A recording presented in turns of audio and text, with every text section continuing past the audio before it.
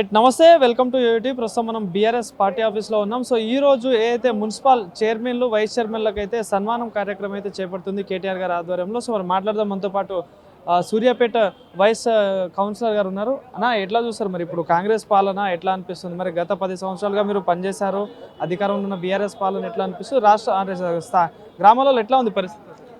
అంటే గత 10 సంవత్సరాల పరిపాలన వేరు, ఈ సంవత్సర పరిపాలన వేరు.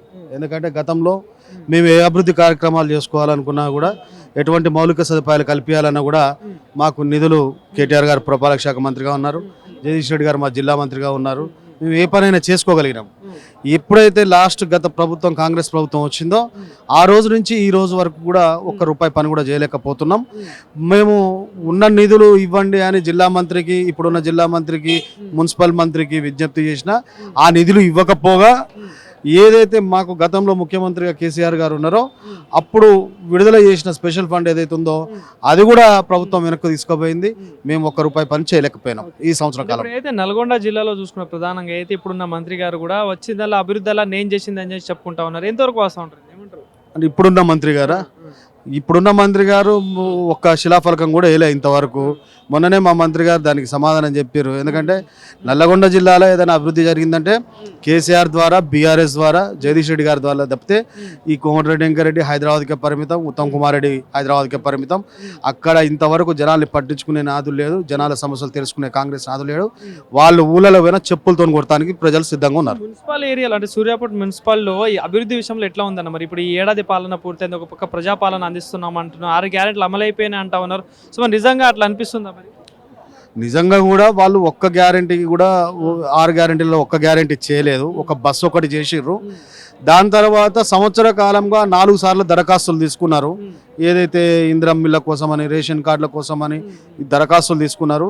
ఈ సంవత్సరం 14 నెలల కాలం మొత్తం దరఖాస్తులతో గడిపిరు తప్పితే ఇంతవరకు ఒక లబ్ధిదారునికి ఒక లబ్ధి చేకూరింది లేదు. ఈ భయం వాళ్ళకి పట్టుకుంది, వాళ్ళకి తెలుసు.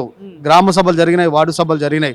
ఖచ్చితంగా మేము ప్రజలలోకి పోతే మా మీద తిరగబడతారు, మా మీద చెప్పుల దాడి జరుగుద్ది, కోడిగుడ్ల దాడి జరుగుద్దని వాళ్ళకి తెలుసు. కాబట్టికే ఒక్క ఎమ్మెల్యే కానీ, ఒక్క మంత్రి కానీ నల్లగొండ జిల్లాలో కనపడ్డట్టు ఇంతవరకు ఏ పేపర్ అయినా తిరిగేసి చూసుకోండి, ఏ మంత్రి కానీ ఎవరైనా పర్యటన చేసినో చేయట్లేదు.